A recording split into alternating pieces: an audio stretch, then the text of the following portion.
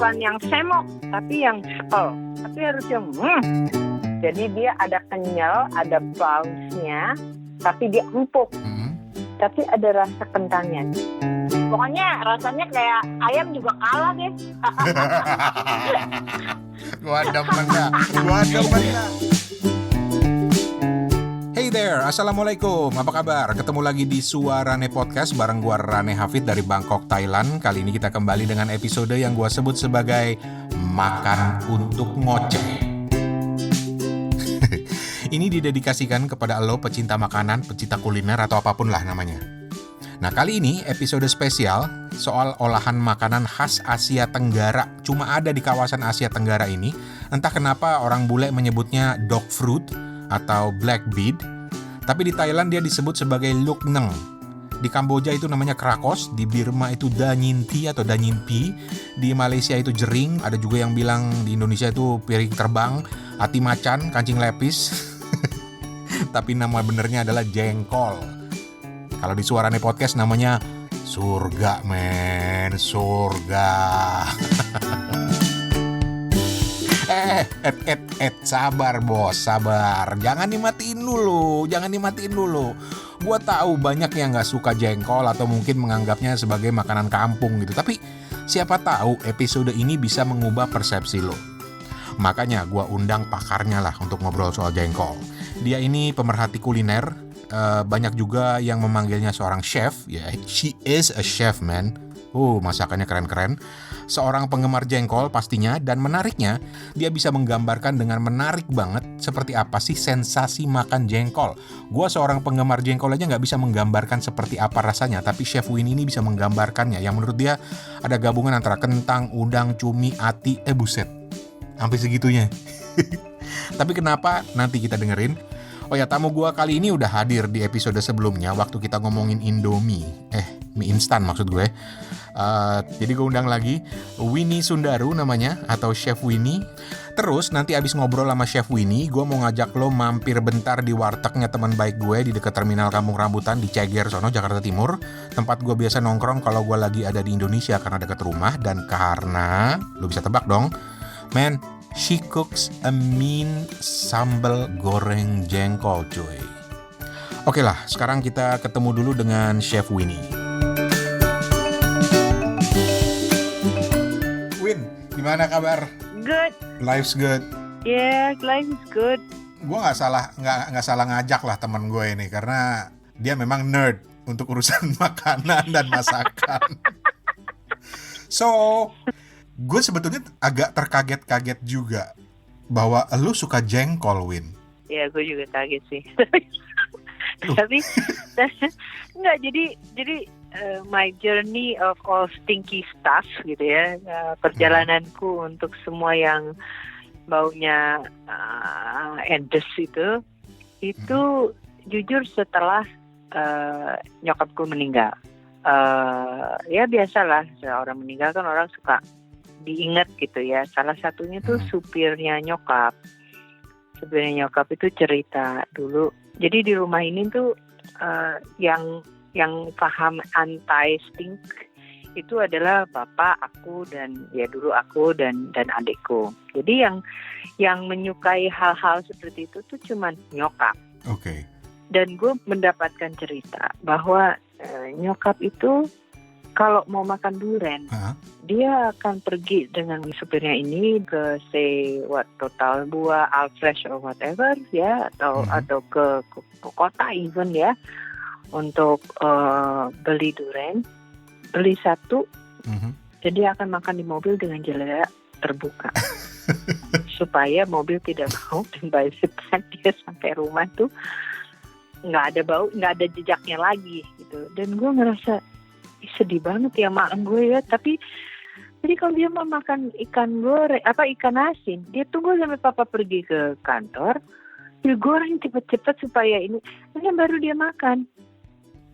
That's how much she loves us. Tapi going back to the story, begitu nyokap nggak ada, dan gue tahu cerita itu, mungkin itu bentuk gue kangen sama nyokap ya, sama almarhum. Tapi itu ya emang journey gitu kan. You have to be willing harus ada kemauan untuk bisa appreciate itu. Sama dengan the stinky keju gitu kan, itu juga oh my god, itu sama aja gitu potennya. Tapi kalau bisa menikmati itu, aku percaya bisa kalau kita memang mau mencari quote-unquote flahy-nya itu, umaminya itu, legitnya itu. When you get that, you get it. And then, karena itu, then it became my journey. Karena gue itu orang yang selalu curious. Dan itu menjadi perjalanan aku untuk cari tahu apa. Dan aku memang menemukannya gitu loh. Jadi poinnya adalah menikmatinya kan sebetulnya, dan ya makanan apapun semuanya ada batasannya. Gitu. Exactly, do it the French way. Kan katanya gitu kan, lakukan dengan cara orang Prancis gitu. Lo menahan, tapi abis itu lo bludak, gitu juga nggak baik gitu. Makan sesuai aja gitu. That's why orang-orang Prancis itu kan mengklaim diri dia selalu langsing dan tidak overweight, karena dia selalu menjaga porsinya gitu. Oke. Kalau buat gue sih, Win, kadang-kadang gue mikir lebih karena stigma aja kali, bahwa pete bau, jengkol bau, orang nggak mau nyoba duluan. Gue inget anak gue itu sampai gue bilang gini, lu gue beliin handphone baru kalau lu makan nih separuh aja nih jengkol, nggak mau. Anyway, tujuan gue bikin episode Jengki ini adalah karena banyak teman-teman yang dengerin ini juga masih muda atau kuliahan gitu ya, yang stigma negatif tentang jengkol itu udah lama ada, mungkin diturunin dari orang tuanya atau dari temennya, atau dibilang lu makan jengkol lu kampungan banget sih lo gitu, mungkin gitu kan. Tapi gue tuh sampai sekarang nggak bisa menjelaskan. Mungkin lo yang ngerti makanan, lo bisa menjelaskan gitu ya rasa jengkol. Karena orang bilang jengkol tuh ada yang bilang piring terbang, ada yang bilang UFO, ada yang bilang ati macan gitu kan. Kalau lo ke rumah makan Padang Garuda, dibilangnya kancing levis. Kancing levis. Ada yang bilang kancing levis, UFO, piring terbang, ati macan lah, ati maung gitu. Tapi mungkin dari sisi lo yang ngerti makanan dalam artian rasa dan menikmatinya segala macam, apa sih yang orang bisa harapkan rasakan ketika dia masukkan jengkol itu ke mulutnya? Sebelum itu harus dengan mata harus bisa menilai ini bakal enak apa enggak gitu. Karena aku kalau melihat jengkolnya tipis, aku nggak sentuh, gue nggak akan beli. Karena menurut aku kalau makan itu harus dinikmati.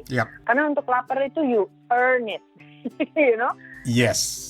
Kiersito selalu makan guru itu selalu bilang, never waste your hunger on bad food. You earn your hunger.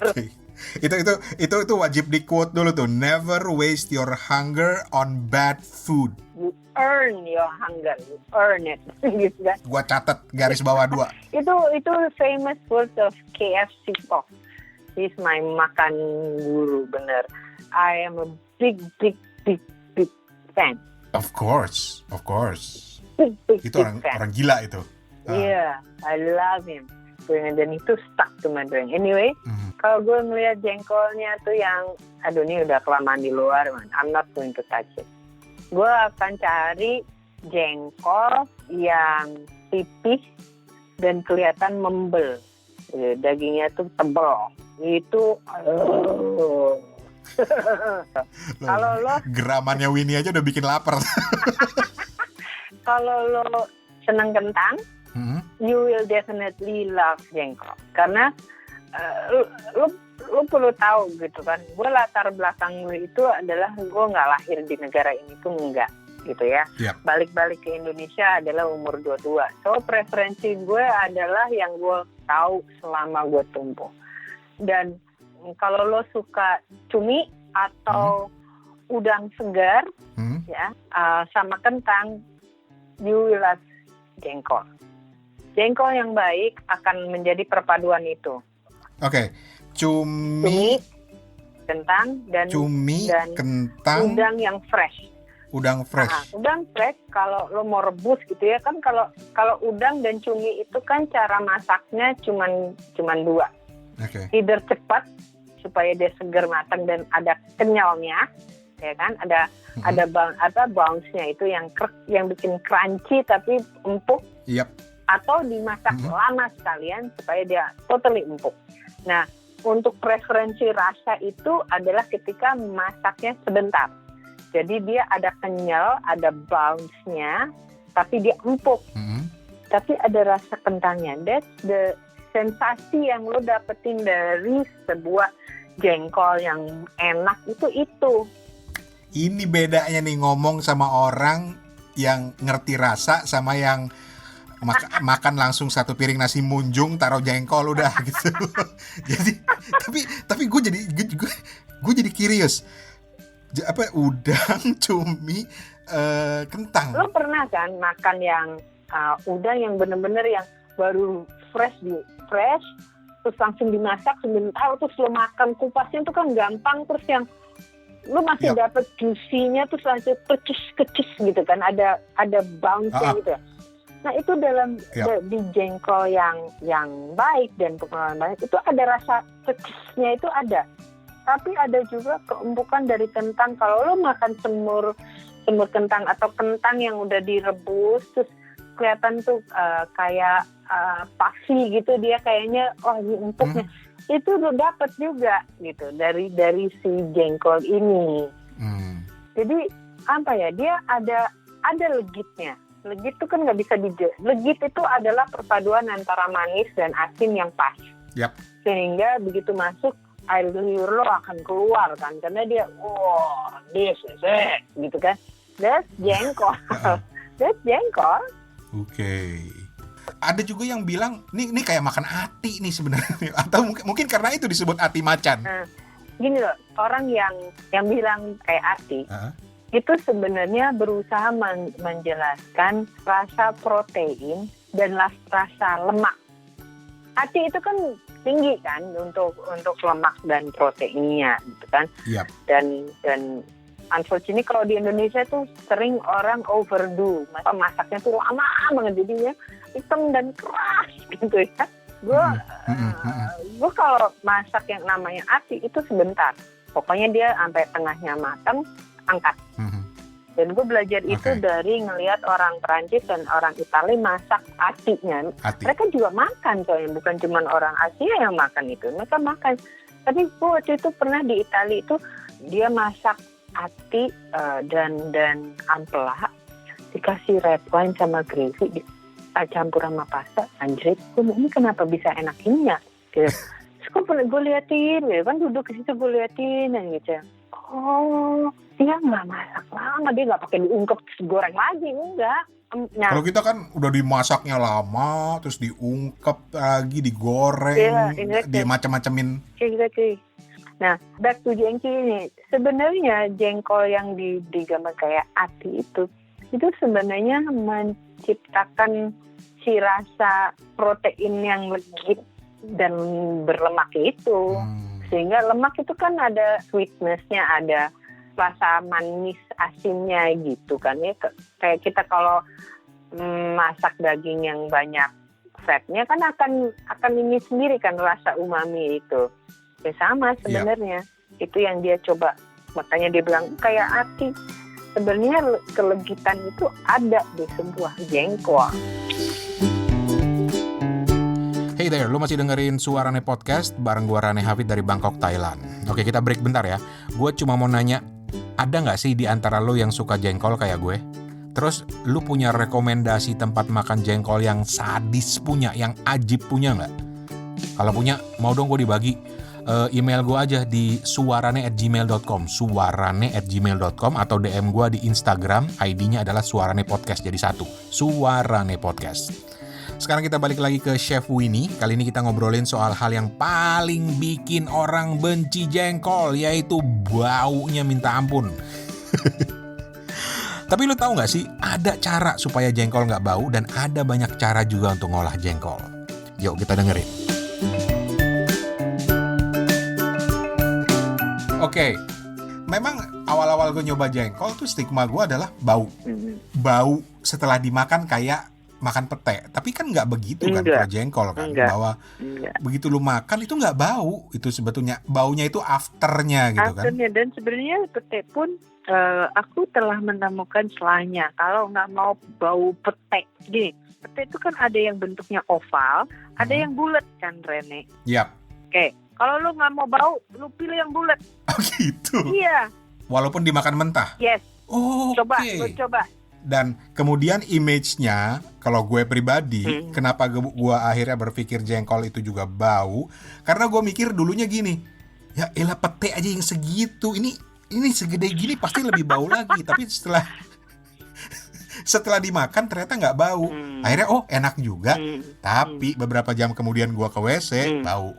Gue pernah lihat dokumenter ya tentang masyarakat Betawi, dan dulu supaya mengurangi baunya itu adalah si jengkol itu ditanam di tanah untuk bikin dia quote unquote pulen, dan baunya itu diserap oleh tanah sehingga ketika dia dimasak itu nggak akan seberapa lagi menciptakan bau. Interesting. Makanya kalau dulu itu kan, you see these things that people do. Kenapa sih itu sebenarnya kan ditanam supaya quote unquote fermentasi apanya tuh keluar dan diserap oleh tanah supaya nggak bau. Gitu.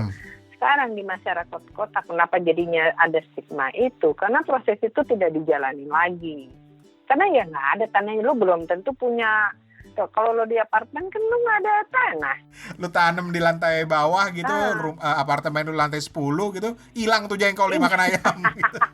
Gue pernah kayak gitu. Karena gini, di rumah, di rumah yang suka jengkol cuma aku. Ya, nobody else likes it. Gue menurutkan si almarhum mama. Gue tanam tuh, gue kebetulan ada tanah di rumahku, ada tanah. Ribet, Bo. Itu karena begitu lo ini lagi gali lagi, lo harus bersihin berkali-kali, which is iyalah cuman jengkol, dan karena cuman gue kan nggak seberapa banyak ya, gue cuman beli 250 gram lah. Emang berapa lama sih ditanamnya? Waktu itu gue ngeliat dokumenter itu semalam sih, jadi aku masak the next day gitu. Dan itu membuat aku tuh gimana caranya bikin yaitu how do I make this more practical. Gue beli pot si tanah, itu gue iniin juga. Tapi mungkin karena di pot terus jadinya kering, it didn't work as well as di tanah. So ternyata perlu agak lembab baru bisa ini supaya nyerapnya tuh keserap gitu kan gitu. Then how do I do this tanpa harus gali-gali dan segala tanah dan segala apa? Coba rendam kan, kalau di ngerem itu kan kayak ditungguin semalam kan gitu. So gue coba rendam dengan air semalam gitu. It has the same effect gitu. Cuman harus dicuci lagi air. Tapi kan itu jauh lebih simple dibanding nanam ke tanah gitu kan. So gue menemukan cara itu gitu. Kalau gitu, kalau gue masak dengan daun ini biasanya kan kayak bay leaf gitu kan, bikin ininya lebih enak, lebih legit si kaldu etc-nya. Kan jengkol nggak dimakan sama orang luar, nggak mungkin pakai bay leaf gitu kan. Orang Indonesia pakai apa ya? Pakai daun salam. Which is itu yang gue lakukan. Terus gue masak dengan daun salam. Gue biasanya masak tuh 2 proses gitu. Jadi setelah semalam gue rendam, tirisin airnya, besoknya gue masak dengan pressure cooker karena lebih cepat. Gue pernah coba dengan digodok biasa itu lama, oh my god, lama banget. Jadi gue pakai pesto, dan itu pun gue bikin 2 tahap. 1 tahap 20 menit gue bikin dengan daun salam dengan garam biasa, tirisin, terus another 20 minutes, sometimes only 15, gue kasih baking soda. Baking soda? Iya, itu terinspirasi dari orang yang jualan singkong goreng itu loh. Mereka sih sebenarnya kan pakai kapur ya. Yep. kapur kan sebenarnya is like the cheap way of baking soda gitu loh. Tapi gue nggak tahu lu pernah denger apa enggak, tapi ada juga yang ditanam sampai mungkin sekitar seminggu lebih gitu ya, sampai dia keluar apa sih istilahnya, tunasnya baru dimasak. Dan katanya orang percaya bahwa itu bisa membuat baunya hilang dan juga resiko jengkolannya itu lebih rendah gitu. Gua nggak tahu. Yeah, pernah dengar nggak sih? That's what I did gitu. Ya proses tanam menanam itu kan orangnya sangat, ya itu gue sangat rasa ingin tahu, gue itu selalu sangat ingin. Jadi gue tunggu gitu. Tapi of course itu akan dia mengubah. Ya basically kita membiarkan si tanaman itu mendewasakan dirinya. Cuman buat aku nunggu seminggu, Jack. Yang bener aja. Terus untuk 250 gram kayaknya, oh my God. Iya kalau lo ingat. Abis gue tanam gue lupa. Tatonya jadi pohon aja ntar. Yoi. So, in answer to your question, ya memang betul untuk mengurangi itu bisa. Tapi shortcutnya adalah lo pilih yang jengkol yang jangan bulat kayak golf ball, agak pipih, ya. Makin ke tengah dia makin tebal gitu ya. Jadi pipih tapi ya kayak UFO ya. Iya, piring terbang. Tebal di tengah tapi pipih. Piring terbang. Pilih kulitnya itu yang enggak hitam atau dark brown, yang masih kelihatan ada kayak warna bata coklatnya. And you'll be fine. Catat, gue catat mak. Jadi mak gitu. Oke. Kamu kan baik-baik aja tanpa harus nunggu seminggu. Jadi. Oke, Win, ini bagian terakhir yang jauh lebih penting dari urusan segala macam bau gitu ya, adalah cara orang memakan atau mengolah jengkol. Gue ke adik ipar gue berapa minggu lalu. Dia neneknya tinggal di Rancamaya, Bogor ya. Dia kasih gue oleh-oleh bukan kering tempe, tapi kering jengkol. Okay. Terus dibikin kayak ini balado, tapi balado keripik gitu. Tunggu. Jadi itu jengkolnya diiris-iris atau masih dalam ukuran pipih-pipih? Enggak, diiris-iris kayak apa? Kayak kering kentang, kering tempe. Iya. Dan dibikin kering. Oh. Dibikin kering tapi dibumbuin kayak kering kacang tapi yang pedas gitu. Aduh. Pedas cracker, enak banget. Sama nasi panas tuh. Ya Allah. Iya, asli. Tinggal orek-orek telur aja jadi. Wow. Terus? Pengalaman gue bikin jengkol itu, ya lu kan ngerasain. Oh, gue bikin your specialty, semur manis pedas. Jadi bumbu semur tapi gue bikin pedas. Terus cabai hijau, balado, gulai, rendang, which is sama dengan kalau si bumbu rujak. Terus gue pernah bikin dengan sambal terasi.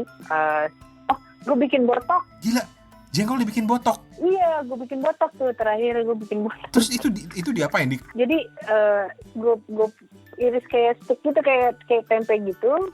Ini gue ingin dengan bumbu cabai merah, kencur, terasi, apa segala dengan butir kelapa muda, pakai daun salam, pakai teri medan, kukus. Enak banget tuh Narani.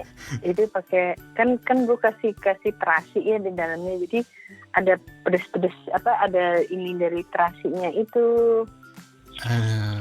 Enak loh itu. Jadi ini buat teman-teman yang lagi dengerin ya, gue satu ke kampus sama Winnie, kita pernah bikin reuni, piknik di pinggir danau.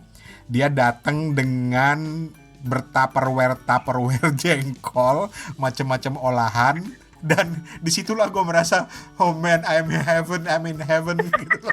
Iya, kan waktu itu menunya adalah nasi uduk, ya kan? Terus gue bawa lah tuh 3 jengkol, masalah gue bawa semur, sambal hijau, sama bumbu rujak. Yes, gue orangnya sekarang emang pelupa, tapi untuk urusan jengkol gue nggak lupa. Terus gue inget kita hari itu merawanin 3 orang. Yes. Yang belum pernah makan jengkol dan akhirnya makan jengkol. It. Jengkol virgins. That's it. Tapi ini, wah beneran deh.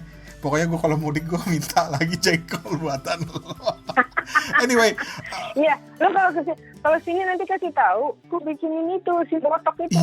Iya. Lo belum pernah ngicipin kan? Gue nggak bayangin botok, tapi masuk akal sih karena orang juga narok pete kan dalam botok kan ya. Exactly. Oke.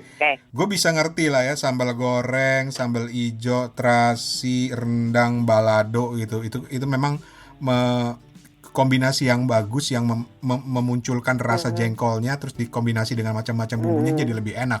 Tapi gue dikirimin foto sama temen gue daftar menu di salah satu warung jengkol terkenal katanya di Jakarta sekarang.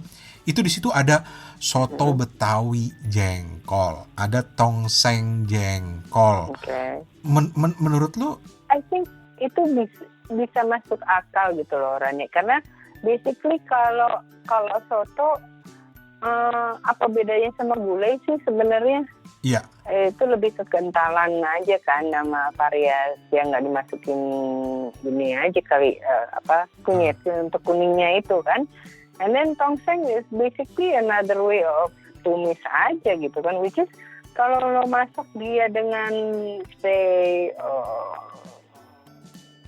gue pernah tuh lagi bikin jengkol gue tumis sama daun pepaya, daun singkong, gue kasih itu tongkol pedes-pedes gitu sama cabai rawit. Apa bedanya? Kan tumis juga, gitu kan? Iya. It's just another bahan sebenarnya. Bahwa itu mungkin lo gak kepikiran kan ya sama about creativity aja. Jadi bahwa itu dibikin tongseng, ya mungkin dia nggak pengen kering-kering amat, demek-demek dikasih kaldu gitu kan. Jadi iya, gue kebayang sih intinya itu terus dengan bumbu-bumbu kuning itu makan sama nasi oke juga. Atau mungkin di soto Betawi buat ini simulasi ati gitu. Yoi. Iya nggak sih? Simulasi ati sama kentang gitu kan. Okay. What is your most favorite olahan jengkol? Gue tumis cabai hijau tapi gue pakein urat dan kikil. Urat dan kikil. Lu cara ngomong aja bikin gue stres, Win. Karena gue nggak bayangin gitu. Iya. Dari ketika gue dapet yang pulen banget, no doubt about it, nasi uduk kue semur jengkol, tapi gue bikin semurnya semur jengkol pedas. That's my favorite. Kalau makan dengan nasi uduk. Kalau makan dengan nasi putih, kadang pinginnya dengan kekentalan kuah gulai. Tapi my all time favorite itu gue tumis si cabai hijau itu dan gue selalu campurin dengan rawit supaya agak pedes-pedesnya lebih nendang. Dan gue lebih senang urat daripada kikil, but I masukin itu sedikit. And then si jengkol, jadi masih panas-panas sama apa itu minyaknya gitu kan campur sama nasi. Gue denger lu gue nahan napas nih. Iya kan, yang gue tuh berusaha nggak ngiler di audio ini, tapi itu enak banget. Yoi. Itu enak banget. Waduh. Tapi lu nggak suka? Jadi lu nggak suka dimasakan mentah ya? Jarang. Okay. Karena aku menemukan kenikmatan dari kepulenan si jengkol itu dengan proses masak itu dengan 2 kali terus dikeprek gitu terus dia kayak pulen. Gimana sih cara menjelaskan pulen tuh? I mean kalau lo bandingin namanya jengkol yang asik itu bukan yang semok gitu, tapi yang sepel gitu. Bukan yang semok tapi yang sekel. Lu yakin ya bukan nggak lahir di Betawi ya? Jadi kalau lihat jengkolnya langsing-langsing, tipis-tipis, nggak usah. Udah, nggak, orang Betawi bilang kagak nafsuin dah. Iya, tapi harus yang gitu. Dan jangan lupa bahwa jengkol itu juga cocok buat lo yang vegetarian. Karena bini gue vegetarian, tapi dia juga suka rendang. Oh, sih? Yes. Oh, cool. Tapi dia suka rendang, dan ya udah, kalau kita beli rendang jengkol, ya sudahlah, gue harus ngalah. Happy wife, happy life. Happy wife, happy life. So, ya, jengkol juga alternatif yang menarik untuk ngeluarin rasa umami bagi lo yang vegetarian. Yeah, that's very true. Itu benar banget. So, Winnie, thank you banget. Sama-sama, Rani. Oke. Take care. You, bye. Oke, bye-bye. Cuy, satu yang gue demen dari Winnie ini kalau cerita soal ngolah makanan, dia itu mikirnya praktis banget. Nggak ribet-ribet, tapi urusan rasa tetap nomor satu. There is a reason I call her Chef Winnie. Oh man, gue dengerin ceritanya tuh ngiler terus gitu. Anyway, Chef Winnie atau Winnie Sundaro, terima kasih banyak. Dan seperti janji gue tadi, kita udah denger soal jengkol dari sudut pandang pemerhati kuliner yang juga seorang penggemar jengkol. Nah sekarang gue mau ngajak lo mampir bentar di warteg temen gue. Teman baik gue ada di Ceger, Jakarta Timur, gak jauh dari Kampung Rambutan, terminal Kampung Rambutan. Namanya Kendri Ningsih, Mpok Uken. Teman-teman juga ada yang manggil dia Chef Uken. Karena dia juga dikenal dengan olahan jengkolnya, khususnya sambal goreng jengkolnya cuy. Dan gue paling demen nongkrong di wartegnya ini. Nyok, kita main kesana nyok.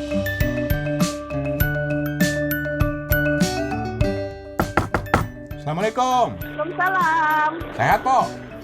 Alhamdulillah. Aduh, biasa po. Sambal goreng jengkol sama nasi sepiring. Nasinya yang panas ya, yang panas. Siap, ke baskom juga boleh. Lagi ada semur jengkol nggak? Atau ada masakan jengkol nggak di warung sekarang? Udah habis. Ya, lo kan gitu sama gua. Gelos. Jengkol mah laku banget, Bang. Iya kan? Jadi, gue tuh kalau nginget jengkol tuh selalu inget main ke warung lo kan? Makasih dong kalau gitu. Lu di warung tuh biasanya jengkol lu bikin apa sih? Lu masak apa sih? Kalau jengkol kadang-kadang banyak sih kita bikin variasi, tapi ya karena aku buka warungnya cuma ya warteg lah. Ibarat kata kan konsumennya juga bukan yang ke atas gitu lah, menengah ke bawah. Biasanya sih aku bikin yang simple, yang sederhana aja. Paling kalau nggak disambelin, disemur, direndang. Tapi paling sering tuh direndang sama disambelin gitu loh Bang. Seleranya ya begitulah, jadi nggak di model-model. Emang di model-model diapain? Sekarang kan banyak jengkol kayak model Republik Jengkol itu tuh jengkol dibikin macem-macem olahannya. Macam jengkol stick, jengkol apa, rica-rica, banyak deh bentuknya itu. Lalu lu nggak pengen nyoba? Kayaknya lidah-lidah warteg kurang ini deh, Ren. kurang cocok ya? Iya, kurang cocok. Jadi seringnya ya itu antara disambelin, direndang, sama disemur aja sih. Yang bikin gue selalu kebayang-bayang tuh yang disambelin tuh. Nah, enak kan? Mantap. Apalagi kalau pakai rawit jahanam tuh yang pedes tuh, rawit merah. Wih, mantap. Itu nasinya bisa nambah gue tuh. Ih, masih sih. Lu tuh dalam sehari di warung lu itu pasti ada lah jengkol ya? Pasti. Itu sekali masak buat sehari itu bisa berapa banyak lu ngolah jengkol tuh? Biasanya 3 kilo ya.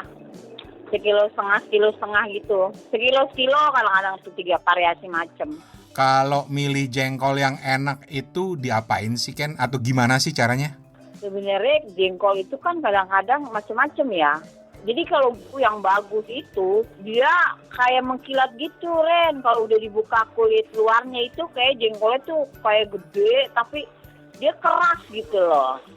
Kita pencet itu nggak bisa. Itu pokoknya kulitnya pun, kulit dalamnya itu kayaknya mengkilat gimana gitu. Itu ya jengkol yang bagus itu. Itu jengkol super kalau yang kayak gitu. Oh. Pokoknya rasanya kayak ayam juga kalah deh. Gua demen dah. Ayam juga putus tuh kalau sama jengkol yang udah pulen banget deh. Pokoknya sepiring juga nggak berasa itu makanya. Sekilo berapa sekarang jengkol sekilo? Kalau yang tua kayak gitu berkisar 50.000 sekarang. Sekilo? Di Jakarta. Kalah kan ayam? Buset. Itu yang super ya. Oke. Orang tuh kalau selera jengkol kan beda-beda kan ya. Ada yang suka yang udah mateng banget, jadi kalau digigit tuh masih udah langsung hancur gitu. Ada yang masih pengen yang ada kres-kresnya gitu loh. Kalau khas masakan lo sendiri gimana, Ken? Kalau gue biasanya kalau masak itu justru digodoknya biar agak lama ya. Jadi dia legit gitu. Jadi godoknya biar agak lama, terus digecrap. Nah, baru dibumbuin tuh, diolah.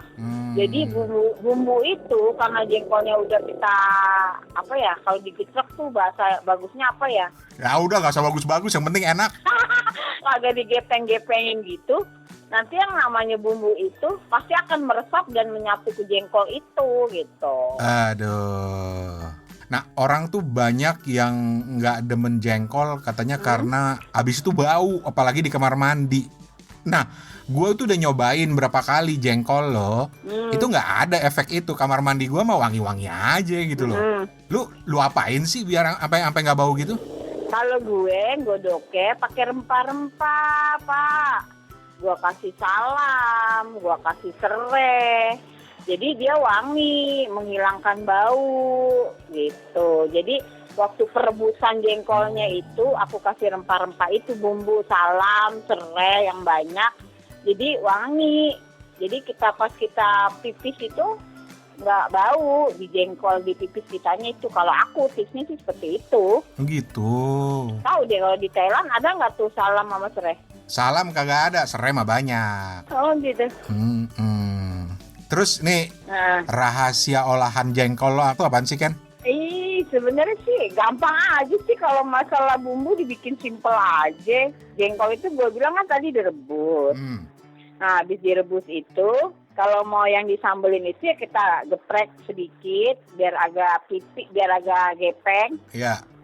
Nah, setelah itu udah digepeng itu kalau yang mau disambelin itu kita agak goreng sedikit setelah dipipihin gitu.